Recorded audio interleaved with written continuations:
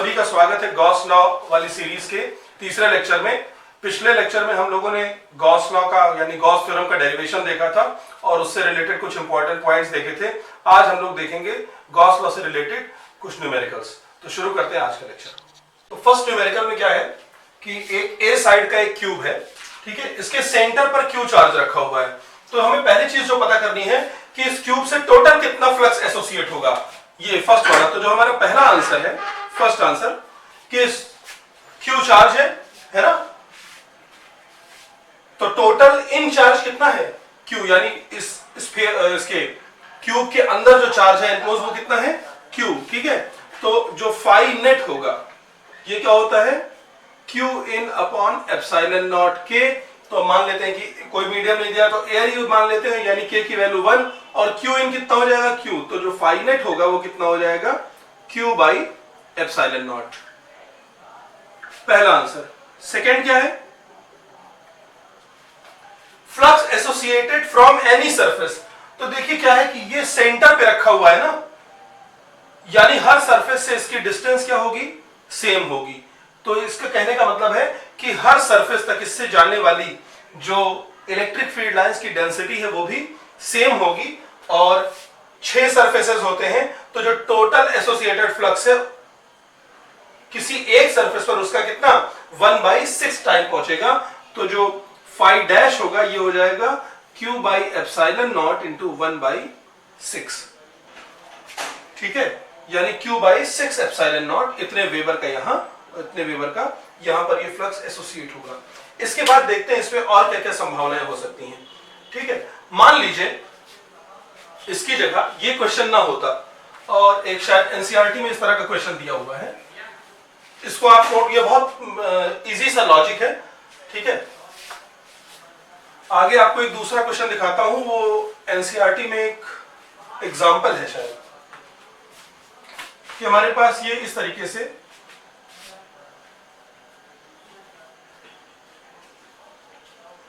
L by L size की एक क्या है स्फीयर सरफेस है और इसके सेंटर से L/2 डिस्टेंस पर, कितने डिस्टेंस पर L/2 डिस्टेंस पर एक चार्ज रखा हुआ है Q। तो इसके कारण हमें पता करना है कि इस सरफेस से कितना फ्लक्स एसोसिएट होगा, यानी इस सरफेस से कितना फ्लक्स एसोसिएट होगा। तो देखो ये तो ओपन सरफेस है, ये कैसा सरफेस है ओपन सरफेस, लेकिन इससे इसके कारण क्या हो रहा है फ्लक्स एसोसिएट हो रहा है। तो यहां पर हम एक हाइपोथेसिस लेंगे, क्योंकि ये एकदम वैसे ही है जैसे अभी पिछला वाला हम लोगों ने क्वेश्चन सॉल्व किया। अगर हम इसको L/L/L साइड का एक क्यूब यहां पर इमेजिन करें कि ये L/L साइड का एक क्यूब है ना, और ये कहां आ जाएगा उसके सेंटर पर आ जाएगा ये चार्ज आपका, ठीक है। तो एक सरफेस से कितना एसोसिएट हो रहा था 5 फ्रॉम सिंगल सरफेस, यानी 1 सरफेस, ये कितना हो जाएगा Q by epsilon not total हो रहा था, और इसमें से एक से कितना होगा 1/6 टाइम, यानी क्यू बाई 6 एप्सिलॉन नॉट। अब आती है यहां पर बात, अगर ये चार्ज की सरफेस से जो दूरी है ये होती, यानी if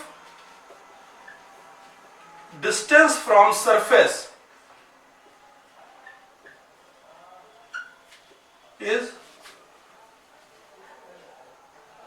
less than L/2, L/2 से छोटे डिस्टेंस होगी, तो क्या होगा निकलने वाली बहुत सारी फील्ड लाइन जो यहां पर डाइवर्ज हो जा सकती थी, ऐसे निकलने पर जो यहां पर डाइवर्ज हो रही थी वो अब डाइवर्ज नहीं होगी, यानी इस चार्ज को जैसे जैसे हम करीब लाएंगे मोर number of electric field lines क्या होंगी इस नीचे वाले सरफेस से पास होंगी। तो उस केस में जो फ्लक्स होगा फाई, यानी अगर ये L/2 से कम छोटी दूरी पर रखा हुआ है, L/2 से और नजदीक रखा हुआ है, तो जो फ्लक्स होगा that will be greater than Q by 6 epsilon not. और इसी की तरह अगर इसको हम यहां ऊपर ले जाएं, यानी इफ डिस्टेंस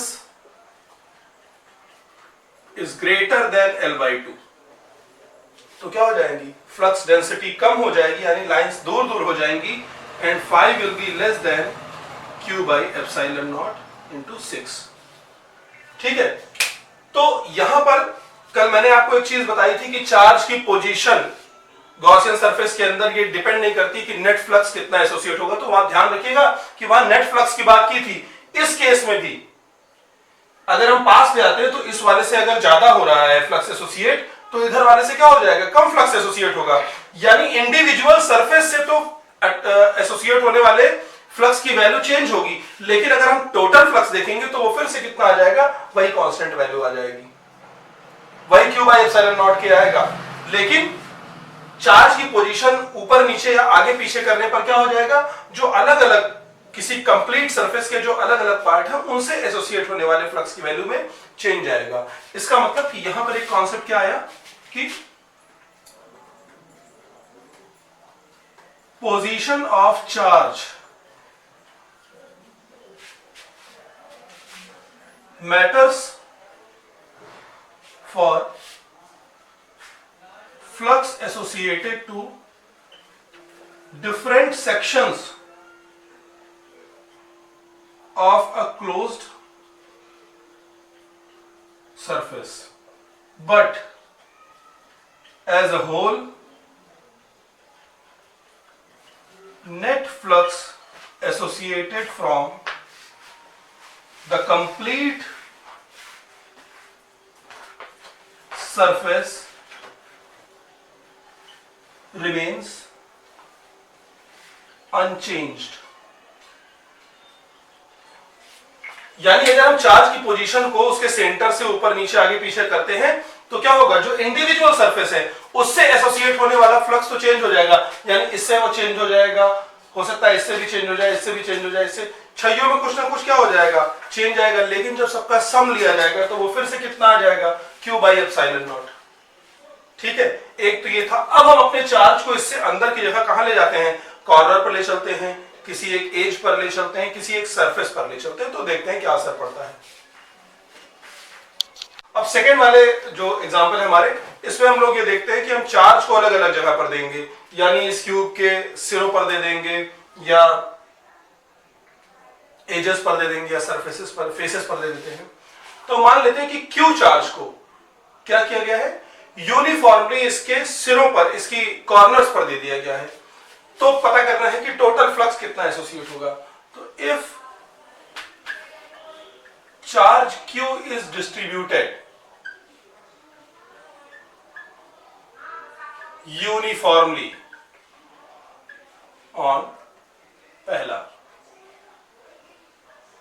कॉर्नर्स, पहला क्या है, कॉर्नर्स पर अगर इसको दे दिया जाए तो Q चार्ज है, इसमें कितने कॉर्नर है गिन डालिए, 4 ऊपर 4 नीचे, 8 कॉर्नर है। कितने कॉर्नर है, 8 कॉर्नर। तो आठों पर अगर Q को यूनिफॉर्मली दोगे बच्चों तो कितना आ जाएगा, हर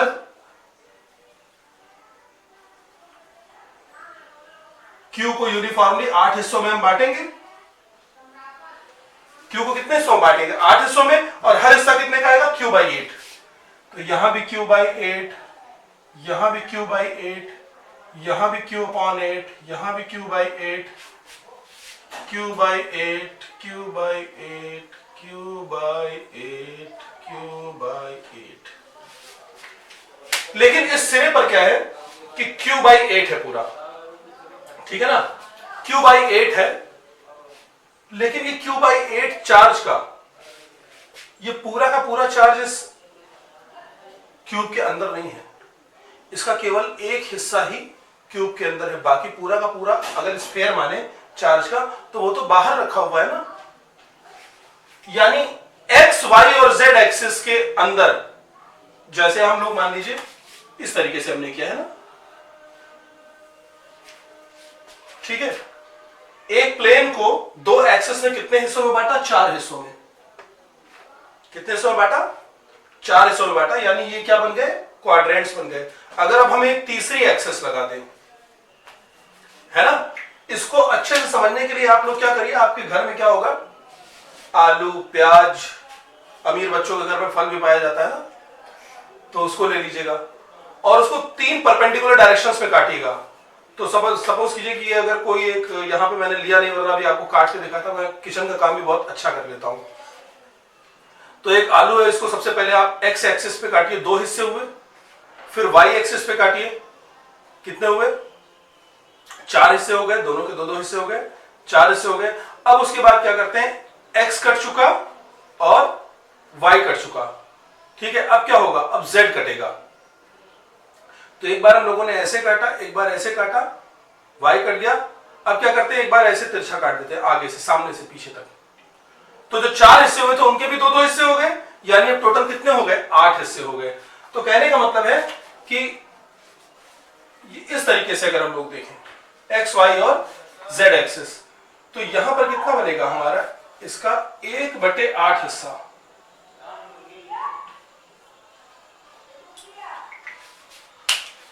ठीक है ना, 1/8 हिस्सा ही क्या होगा, इस क्यूब के अंदर होगा, बाकी 7 हिस्से, 7 हिस्से यानी 7/8 टाइम्स इसका क्या होगा, बाहर की तरफ होगा। तो हर सिरे पर जो इनसाइड चार्ज मिलेगा, हर सिरे पर, तो since charge on each corner, ये है Q/8। अब net in charge inside at each corner, हर कोने पर वो चार्ज जो इसके क्यूब के अंदर पड़ रहा है वो क्या है, इस चार्ज का 1/8वां हिस्सा है ना। सेब को 3 परपेंडिकुलर डायरेक्शन में काटो, 8 हिस्सों में सेब कट जाएगा बेटा, उसमें से एक ही हिस्सा अंदर है, बाकी सारे कहां पर हैं, बाहर है। तो Q इन एक सिरे पर कितना आ जाएगा, Q/8 इंटू 1/8। और ऐसे कितने हिस्से अंदर होंगे, एक हिस्सा यहां पर आया, फिर एक हिस्सा यहां पर आएगा अंदर। तो 8 कॉर्नर है, यानी 8 जगहों पर 8 हिस्से आएंगे। देयरफॉर नेट Q इनसाइड कितना बन जाएगा, 8 कॉर्नर और एक कॉर्नर पर कितना चार्ज, Q/8 इंटू 8, एक 8 से एक 8 कैंसिल हो जाएगा, यानी टोटल चार्ज जो अंदर होगा वो कितना होगा, Q/8। तो Q/8 चार्ज के कारण कितना फ्लक्स एसोसिएट होगा बच्चों, फाई बराबर कितना हो जाएगा, फाई नेट, यानी टोटल जो होगा ये Q/8 एप्सिलॉन नॉट।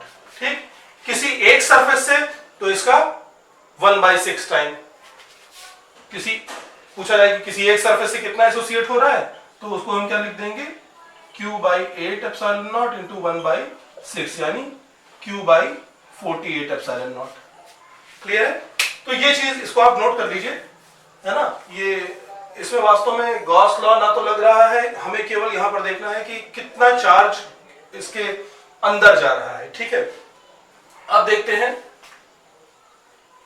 चार्ज को अगर हम सरफेस पर दे दें, तो इसको आप नोट कर लीजिए, मैं इसको मिटा दे रहा हूं। नेक्स्ट केस में क्या है कि मान लीजिए Q चार्ज को इसके सरफेस पर यूनिफॉर्मली डिस्ट्रीब्यूट कर दिया गया है, तो देखो टोटल फ्लक्स नहीं चेंज होगा, चाहे आप एक सरफेस पर लो या हर सरफेस पर अलग अलग लो। तो पहले मैं मानता हूं कि चार्ज को एक ही सरफेस पर दे दिया गया है, ठीक है, चार्ज को किसी एक सरफेस पर, तो मान लेता हूं कि ये इधर बगल वाले सरफेस पर दे दिया गया है, ठीक है ना। चार्ज को किधर दे दिया गया है, बगल वाले सरफेस पर।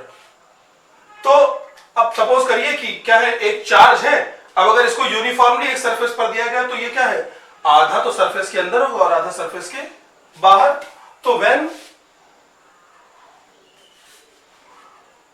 Total charge is uniformly distributed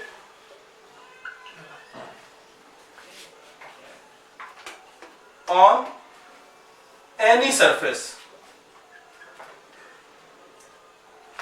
तो Q इन कितना बनेगा, एक गोला है, इसको आप केवल एक प्लेन से काट दीजिए तो दो हिस्से हो जाएंगे, यानी Q/2, ये हो जाएगा हमारा Q/2। देयरफॉर फाई नेट कितना हो जाएगा, Q/2 एप्सिलॉन नॉट। ये हो गया ना, ये टोटल फ्लक्स आ गया। लेकिन अब अगर इंडिविजुअल फ्लक्स निकालना चाहोगे तो उसमें दिक्कत आएगी। किसमें, इंडिविजुअल फ्लक्स निकालने में दिक्कत आएगी। क्यों, क्योंकि ये Q/2 की इस सरफेस से दूरी कुछ और है, बगल वाले से कुछ और है, इधर से कुछ और है, ऊपर वाले से कुछ और है, सामने वाले से क्या है, कुछ और है, और पहले वाले से जिस पर ये है उससे इसकी दूरी 0 बनी हुई है। तो इस केस में क्या है, इंडिविजुअल फ्लक्स निकालने में हमें प्रॉब्लम होगी। लेकिन अगर क्या है, uniform distribution on every surface हो जाए, ठीक है ना, uniform distribution on every surface, इसका second part, on each surface. तो ये क्यू चार्ज को 6 सरफेस पे बांटेंगे, तो हर सरफेस पर, इस पर, पीछे वाले पर, इस आगे वाले पर, नीचे वाले पर और इधर वाले पर कितना आ जाएगा, सब पे Q/6, 6 हिस्सों में बांटिए।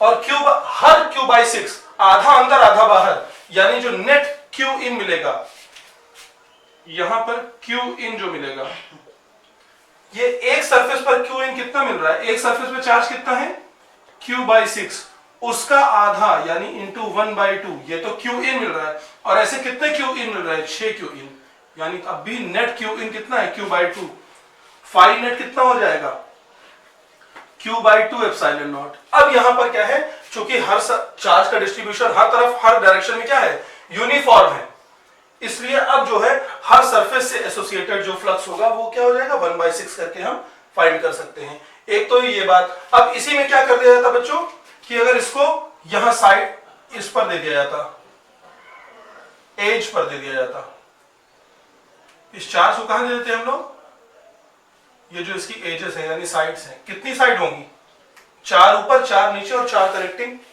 कमरे को देख लो, 4 नीचे हो गई, 4 ऊपर हो गई और 4 ये,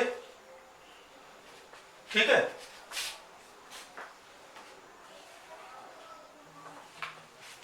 यानी थर्ड केस क्या है, Q is uniformly distributed on edges। तो कितनी एज है, 12 एज है, कितनी एज है, 12 एजेस है ना, तो हर एज पे कितना चार्ज आ जाएगा, Q/12, सब पे Q/12। लेकिन अब यहां पे देख आ रहे हैं हम लोग इस एज के मिड पॉइंट पर, ठीक है, थोड़ा सिमेट्री से चलते हैं, तो अभी शुरुआत है इसमें, सिमेट्री से हमें आंसर थोड़ा आसानी से मिल जाएगा। अब देखो बेटा, हर एज पर कितने प्लेन बन रहे हैं, 2 प्लेन मिल रहे हैं, एक प्लेन ऐसे और एक प्लेन ऐसे, 2 प्लेन मिलने से होगा, ठीक है। तो Q/12 जो है, इसको अगर आप 2 बार काटें तो 4 हिस्से बनेंगे, यानी जितना चार्ज है उसका 1/4 ही अंदर आएगा, बाकी 3/4 क्या होगा, बाहर होगा। तो Q is uniformly distributed on edges, then charge on each edge।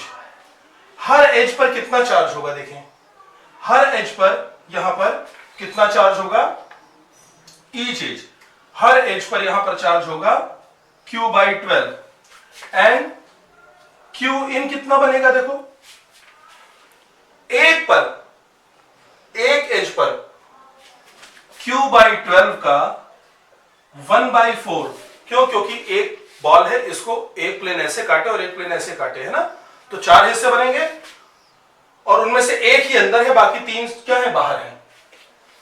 और ऐसी कितनी एजेस हैं, 12 एजेस। तो नेट Q इन हमारा कितना हो जाएगा, Q/4। तो फाई नेट कितना हो जाएगा यहां पर, Q/4 एप्सिलॉन नॉट। अब ध्यान से देखो, अगर इसी Q चार्ज को केवल एक एज पर दे दिया जाता, यानी यहां पर कितना होता, Q होता, और किसी पर चार्ज नहीं दिया हुआ है, केवल इसी वाले पर Q को दे दिया गया है, तो भी कितना होता, Q/4 अंदर आता, क्योंकि 4 हिस्से होते ना इसके, और चौथा हिस्सा अंदर आता, 3 हिस्से बाहर रहते, तो भी क्या होता, Q/4 इनसाइड क्या होता, Q/4 आता, नेट फ्लक्स यही आता। लेकिन अब अलग अलग सरफेस से एसोसिएट होने वाला फ्लक्स क्या हो जाता, नहीं निकालने, या निकालने में उसको दिक्कत होती। लेकिन यहां पर क्या है, जब सब पर चार्ज दिया हुआ है, तो यहां पर आप किसी भी एक सरफेस से एसोसिएटेड फ्लक्स के लिए 1/6 कर दीजिए, आपकी चीजें आ जाएंगी। तो ये कुछ ऐसे क्वेश्चंस थे जो किताबों में दिए रहते हैं, तो इनिशियल लेवल पे हम लोगों को क्या लगते हैं, सॉल्व करने में कठिन लगते हैं, या लॉजिक हमारा प्रॉपर वर्क नहीं करता है। तो ये मैंने आपको समझाने की कोशिश की है, इनको आप देखिए, और बाकी जो सवाल है वो कूलॉम लॉ की तरह ही लग जाएंगे, क्योंकि अभी ज्यादा तो हम लोगों ने इस चैप्टर में पढ़ा नहीं है। नेक्स्ट लेसन होगा उसमें हम लोग क्या करेंगे, पढ़ेंगे गॉस लॉ के एप्लीकेशन, जैसे कूलॉम लॉ के एप्लीकेशंस थे, उस एप्लीकेशन में हमने इलेक्ट्रिक फील्ड निकालना पढ़ा, पोटेंशियल एनर्जी पढ़ा, वही सारी चीजें यहां पर भी हैं। इलेक्ट्रिक फील्ड निकालना पड़ना है अलग अलग तरीके की बॉडीज से। उससे पहले इस लेक्चर का आखिरी टॉपिक मैं आपको बताने चल रहा हूं, गॉसियन सरफेस क्या होता है और गॉसियन सरफेस को बनाते समय कौन कौन सी बातें ध्यान रखनी चाहिए। तो गॉसियन सरफेस देखिए क्या है। गॉसियन सरफेस एक इमेजिनरी और क्लोज सरफेस है। क्लोज क्यों? ताकि वो चार्ज को पूरी तरीके से या चार्ज बॉडी को पूरी तरीके से एनक्लोज कर ले, ठीक है। जिसको हम क्यों यूज करते हैं? इलेक्ट्रिक फील्ड फाइंड करने के लिए किसी पॉइंट पर किसी चार्ज या चार्ज के सिस्टम के कारण। किस लॉ से? गॉस थ्योरम को यूज कर, यानी गॉस थ्योरम को यूज करके अगर हम किसी चार्ज या किसी सिस्टम ऑफ चार्ज के कारण इलेक्ट्रिक फील्ड फाइंड करना चाहते हैं तो हम जिस इमेजिनरी और क्लोज सरफेस का इस्तेमाल करते हैं वो क्या कहलाता है? गॉसियन सरफेस कहलाता है। इसकी डेफिनेशन ये लिखी हुई है, आप वीडियो को पॉज करके इसे नोट कर सकते हैं। अब कभी यानी जो हम एप्लीकेशन जो हम लोग पढ़ेंगे उसमें कैसे सिलेक्शन ऑफ गॉसियन सरफेस हमारा कैसे होना चाहिए, उसके लिए कुछ क्राइटेरिया को ध्यान में रखते हैं। पहली चीज, it can be of any shape, यानी गॉसियन सरफेस आप कैसा भी ले सकते हो, है ना, लेकिन हमारी कैलकुलेशन आसान रहे, physical quantity easily come steps में आ जाए, कम मेहनत में हमारा परिणाम आ जाए, इसके लिए गॉसियन सरफेस को चूज करते समय ये चीज का ध्यान रखा जाता है कि जो हमारी चार्ज बॉडी है उसको सिमेट्रिकली हर डायरेक्शन में डेवलप कर दो। कहने का मतलब गांव की भाषा में उसमें हवा भर दो, है ना। तो हवा भरने पर वो बॉडी बड़ी होकर जैसी दिखेगी वैसा हमारा गॉसियन सरफेस होना चाहिए। यानी देखो जैसे क्या है कि अगर हमारा एक पॉइंट चार्ज है, कैसा पॉइंट चार्ज है, अगर कैसा चार्ज है, पॉइंट चार्ज है, तो जरा इस पॉइंट में हवा भरो, इसको चारों तरफ फैलाओ, तो क्या होगा, ये किस में कन्वर्ट हो जाएगा? एक स्फीयर में। यानी इसको इसके लिए हमें कैसा गॉसियन सरफेस चाहिए? स्फेरिकल।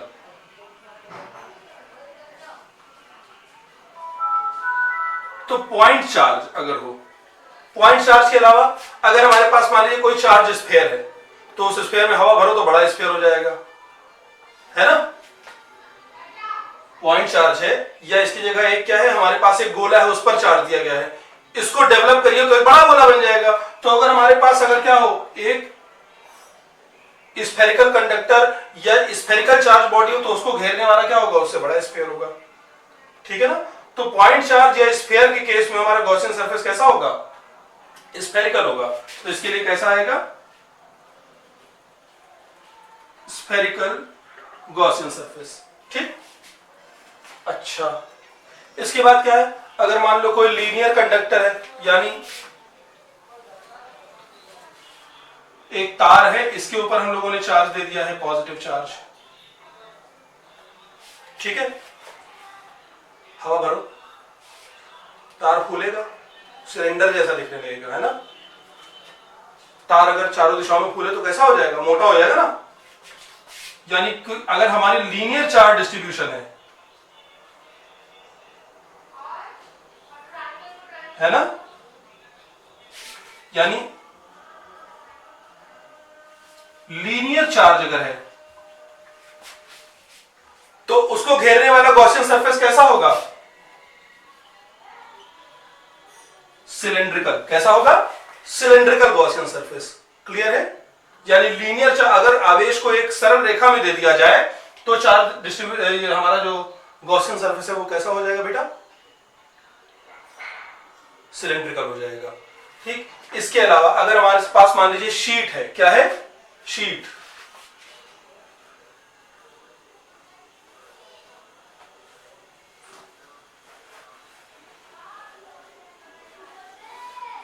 ऐसे कोई एक चार्ज शीट है,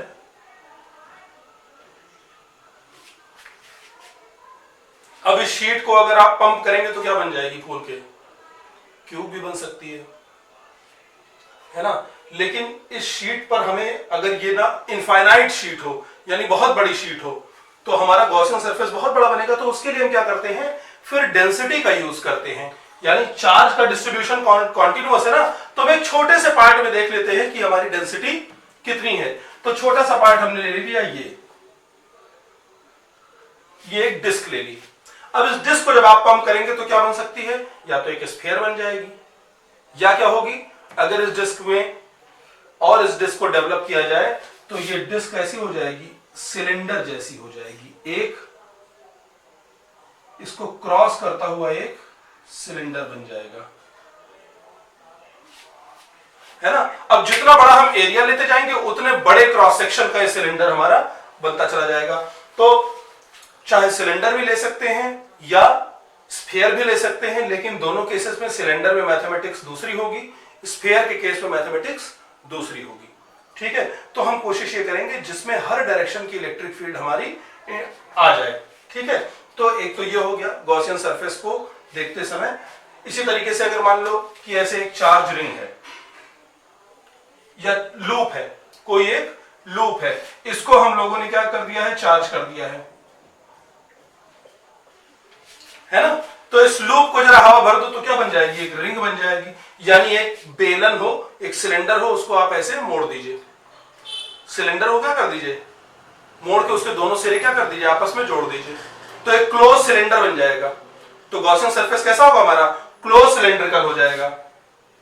ये ऐसे यहां और ये ऐसे यहां। ये गॉसियन सरफेस किस तरह से बनेगा, ऐसे बनेगा।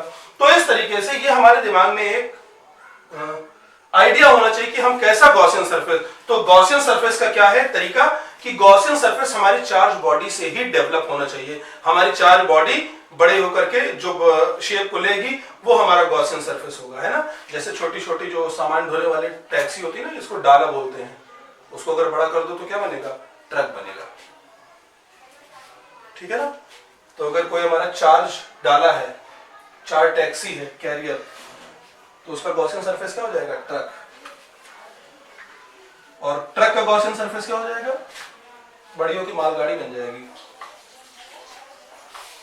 ठीक है। तो पहला ये था हमारा पहला क्राइटेरिया। अगले क्राइटेरिया क्या है कि गॉसियन सरफेस उस पॉइंट से जरूर जाना चाहिए जिस पर हम क्या करना है, इलेक्ट्रिक फील्ड फाइंड करना चाहते हैं। सपोज कर लीजिए कि ये पॉइंट चार्ज है Q, इससे R डिस्टेंस पर हम लोगों को क्या करनी है, एक पॉइंट है P, यहां पर हमें इलेक्ट्रिक फील्ड फाइंड करनी है। तो हम लोग क्या करेंगे, Q को सेंटर मानते हुए एक गॉसियन सरफेस कैसा खींचेंगे, स्फेरिकल, जो कहां से पास हो रहा होगा, इस P से, ठीक है ना। तो यानी गॉसियन सरफेस उस पॉइंट से जरूर जाना चाहिए जिस पॉइंट पर हम इलेक्ट्रिक फील्ड फाइंड कर रहे हैं, अदरवाइज गॉसियन सरफेस खींचना है और गॉस थ्योरम लगाने का कोई मतलब नहीं है। उसके बाद अगली चीज है, अगर डिस्क्रीट चार्ज का सिस्टम दिया हो, यानी ऐसे सिस्टम जिसमें अलग अलग चार्जेस दिए हुए हो, वहां पर यह ध्यान रखना है कि गॉसियन सरफेस किसी चार्ज से पास ना हो रहा हो, क्योंकि चार्ज की अपनी पोजीशन पर R की वैल्यू क्या होती है, 0, और वहां पर इलेक्ट्रिक फील्ड डिफाइंड नहीं होती, क्योंकि इलेक्ट्रिक फील्ड का फॉर्मूला क्या है, E = kq/r²। तो R की वैल्यू बेटा 0 रखोगे तो E क्या आ जाएगा, इनफाइनाइट आ जाएगा ना, यानी अनडिफाइंड आ जाएगा। तो चार्ज के स्वयं के प्लेस पर इलेक्ट्रिक फील्ड क्या होती है, अनडिफाइंड होती है। तो सपोज करो कि जैसे ये दो चार्जेस हैं, इनके कारण आपको इलेक्ट्रिक फील्ड फाइंड करनी है, तो पता चला आपने इस चार्ज को क्या किया, सेंटर माना और इस चार्ज से जाने वाला गॉसियन सरफेस ड्रॉ कर दिया। तो इस पॉइंट पर इसी चार्ज के कारण इलेक्ट्रिक फील्ड पता लग पाएगी, ये दूसरे वाले के कारण नहीं, क्योंकि यहां पर इसकी इलेक्ट्रिक फील्ड तो डिफाइन ही नहीं है। इसके लिए ये पॉइंट, खुद का पॉइंट, इसके लिए r = 0 जो है, यहां पर इलेक्ट्रिक फील्ड अनडिफाइंड है, जबकि कॉन्टिन्यूअस चार्ज डिस्ट्रीब्यूशन में ये चीज हो सकती है, क्योंकि वहां पर R की वैल्यू मैटर नहीं करती, हमें R पता ही नहीं है तो मैटर क्या करेगा, ठीक है। तो ये इतनी चीजें थी। अब अगले लेक्चर में हम लोग क्या देखेंगे, गॉस लॉ के एप्लीकेशन। इसके सवाल अलग नहीं है, कूलॉम लॉ वाले फॉर्मूलों से ही लगेंगे, इसलिए अलग अलग इसके अब टॉपिक है। जो टॉपिक मैं कवर करूंगा वो आपको बता दे रहा हूं। अब हमें इलेक्ट्रिक फील्ड और पोटेंशियल फाइंड करना है कंडक्टिंग स्फीयर से, नॉन कंडक्टिंग स्फीयर से, या इंसुलेटेड चार्ज स्फीयर के कारण, और तीसरा है एक इनफाइनाइट चार्ज शीट, कंडक्टर और इंसुलेटर चार्ज शीट, ठीक है। तो ये चार चीजें हम लोग 4 लेक्चर में कवर करेंगे, यानी ये तीसरा है, 7 लेक्चर की हमारी सीरीज बनेगी। तो उम्मीद करता हूं कि आपको इसके सवाल और गॉसियन सरफेस का सिलेक्शन समझ में आया होगा। एक बार आप बुक से भी पढ़िएगा, आपको इससे आसानी होगी, और इसी तरीके से लेक्चर्स को देखते रहिए। कोई दिक्कत हो तो उसको आप कमेंट में मुझे बता सकते हैं, या मेरे पर्सनल नंबर पर आप व्हाट्सएप कर सकते हैं।